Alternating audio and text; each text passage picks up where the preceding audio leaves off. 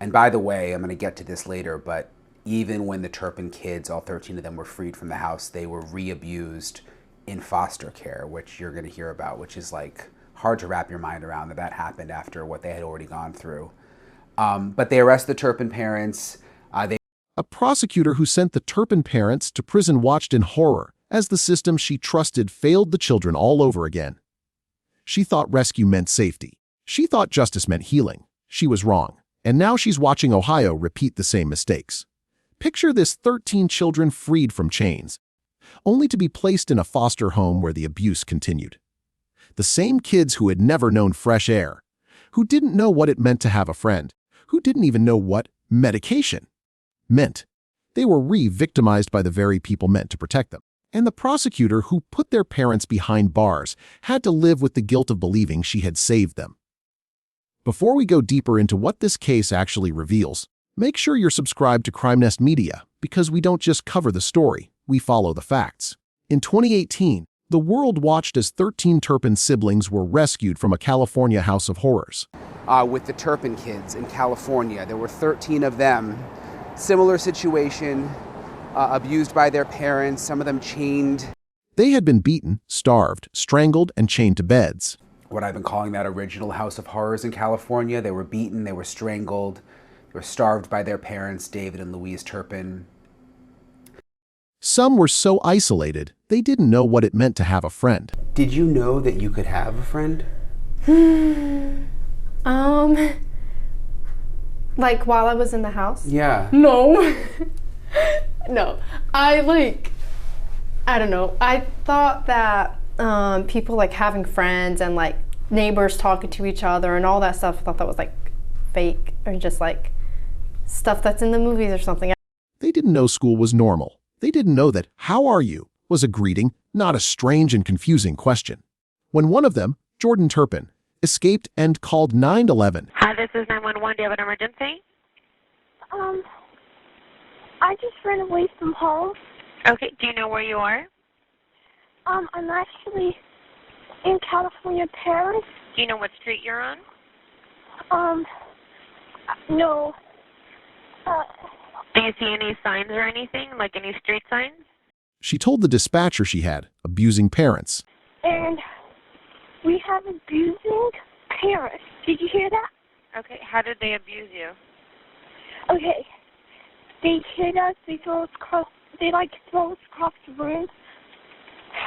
She said her two little sisters were chained up. God, my two little sisters right now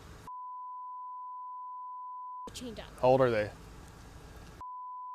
11 and 14. And they're chained up? Yes. Where are they chained up at? Because they stole mother's food. She said she had pictures to prove it. And she said she'd never been alone with a person outside her family before. So this was very hard for her to talk. But the rescue wasn't the end of the story. Even after the parents were sentenced to 25 years to life, the system failed the Turpin kids again. They were placed in foster care. Reabused in almost a worse way when she went into the foster care system in California, which again is one of the reasons she wanted to do this interview, because she wants to send a message to the authorities in Ohio with these kids now in Ohio. And reabused. Prosecutor Kim Donia, who prosecuted David and Louise Turpin, described the moment she found out. Well, I think what I told you off camera says it best. Listening to her talk about being rescued and seeing the green trees and breathing fresh air and how amazing it was, healed a piece of my heart. I mean, I have spent the past 8 years, many nights wondering, did I do any good? She said she thought rescue meant sunshine and roses. No, I thought the same thing she thought. Oh, we rescue them, now it's gonna be great. Now they're gonna start the next chapter that's gonna be healing and no trauma and joy and learning new exciting things. I thought great positive things for them. So when we got the call that night that they had been abused and there was another investigation open, I don't even have any words to describe it. Instead, she got a call about another investigation, another set of abusers. The foster parents, Marcelino and Rosa, were charged with child abuse. The kids who had been freed from chains were hurt again. And now, Kim Donia is watching Ohio. In a house in Ohio, 16 kids were found living in a 12-foot room. Hey guys, thanks so much for checking out my show. Really appreciate everybody for watching. I appreciate everybody who has subscribed. I've been telling you guys about this House of Horrors case in Ohio.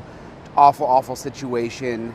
16 kids in a house living in a 12 by 12 foot room, allegedly tortured by their parents. Some of them couldn't even speak when they were Allegedly tortured by their parents and grandparents.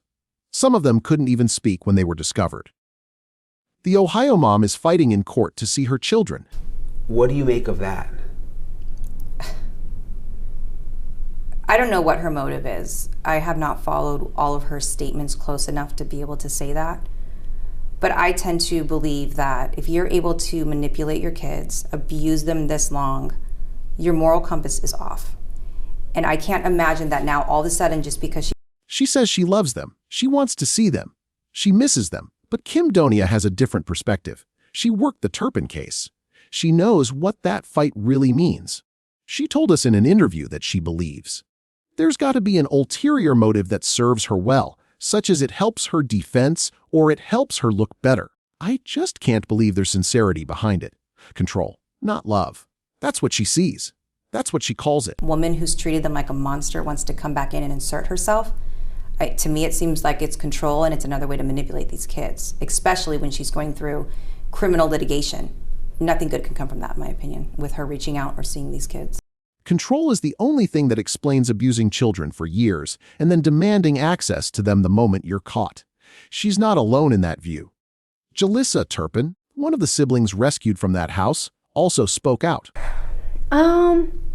I think that is really dumb. And I do not think, I've seen people saying, oh, she's the victim or whatever. Okay, if she can be a victim, but that does not give her any slack whatsoever. I believe my mom was a victim, but that does not give her any, any excuse to do what she did to her. When asked about the Ohio mom fighting to see her kids, Jalissa didn't hesitate. She said, I think that is really dumb. She explained that when a parent does something very bad and gets caught, saying, I want to see my child, could be about control. This happens a lot. When a parent does something that's very bad and they get caught for doing something very bad to their children, they say, oh, I want to see my child, I want to see them or whatever. It could just be because they want control. It could be because they want to intimidate. About intimidation. About saying, you can't escape me. I'm still here. She also said that seeing her own mother in court, even just the back of her head, made her physically sick. Yeah. Oh, I would go to court sometimes and I would see just the back of her head, or even just talking about the stuff with my parents, and I would get physically sick where I would throw up because of the anxiety from it. And it really was hard to heal when I was okay, let's start healing, but then She would throw up from the anxiety. The only time she ever saw her mother's face was when she was coming toward her to abuse her. I know my mom, and she was always in another room. I never actually saw her or had a conversation. The only time I ever saw her face, pretty much, was when she was coming towards me to abuse me or beat me up or whatever, something bad. I never had a conversation with her. The idea that a child should be forced to reunite with someone who tortured them. She said it would just do more harm. She doesn't want to see her own parents. I really have no idea. I don't know. It's a tough question, I'm sure. Yeah. She told us she doesn't know if she ever will, but most of the time she's thought she wouldn't. And she's still figuring out what normal even looks like. So, the question that hangs over this entire case is a simple one. If a parent can torture their children for years, isolate them from the world, and then claim love the moment they're caught, what exactly is the love worth? What does it mean to say, I miss you, when you never let them be seen, heard, or safe? And what does it say about a system that lets that question even be asked?